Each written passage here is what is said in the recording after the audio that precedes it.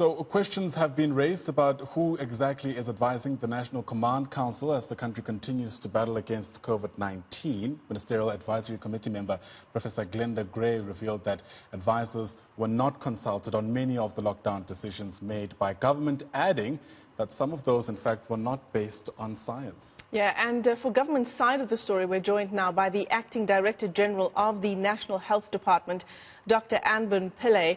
Dr. Pillay, thanks very much for your time here on the AM report. A lot of double speak, some were saying, coming from the Ministerial Advisory Committee. Give us your sense of how you've been perceived in the work you've been doing. Morning to you and morning to your viewers. Yes, so the Ministerial Advisory Committee is an advisory committee intended to advise the Minister of Health. And their role is to respond to questions that the Minister puts to them about matters relating to COVID that are within the responsibility of the Minister. Over the period, the Advisory Committee has provided advice on how patients with COVID should be treated, how quarantine should be managed, the use of cloth masks, the repatriates from other countries, how they should be managed, pilots and the like.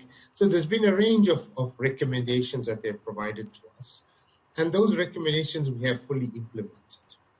It's important to state that the COVID response is an all-of-government response. It's not only the health department. There are many government departments, in fact, all of them are involved in some or other way in responding to COVID. So the Ministerial Advisory Committee has the narrow mandate of providing advice on health matters, not on matters relating to the economy and the like.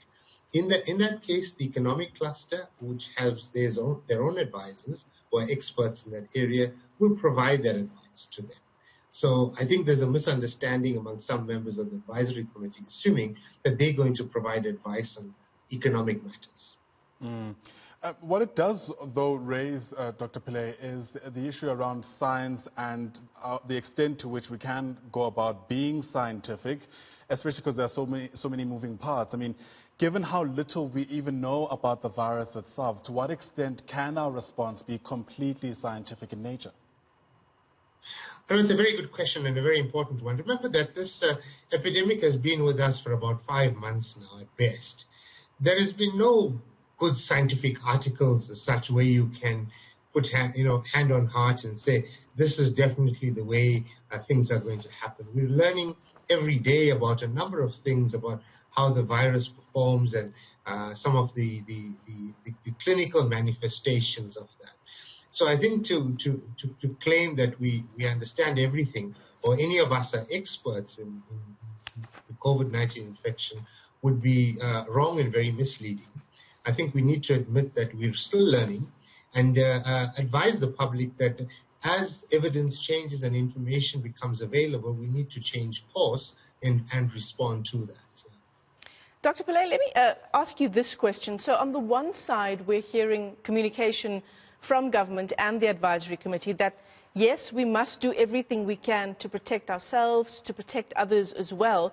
But secondly, whatever we do will fail. There is a wave of coronavirus infections coming, no matter what we do, and a wave of deaths. Yes, I think it may appear to be doublespeak, so let me try and explain that.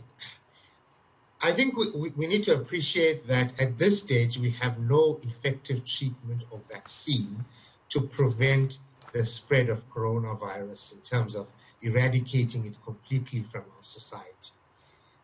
What we can do then, if we don't have those tools available to us at this stage, is contain the spread.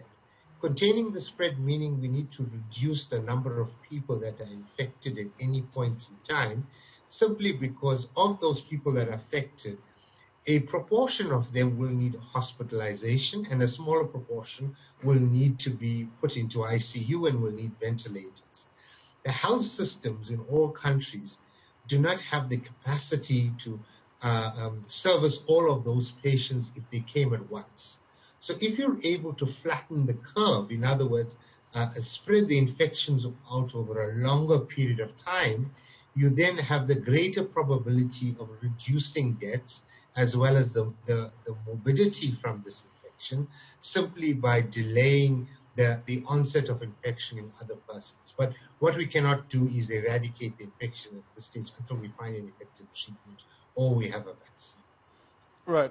So, Dr. Pillay, we also, in a situation where we're seeing a lot of calls from many sectors of our society for the modeling that informs these interventions, in fact, to be made public for South Africans to ascertain for themselves whether the interventions are adequate or any other reason.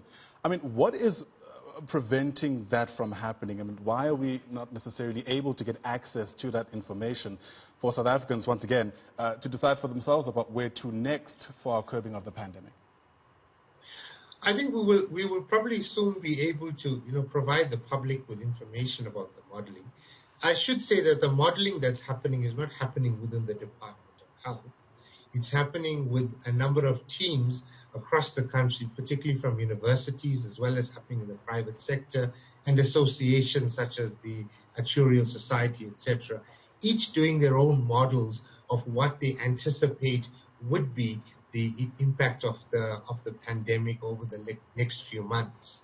We need to appreciate that many of these models are based on a number of assumptions for which we do not have very good evidence about.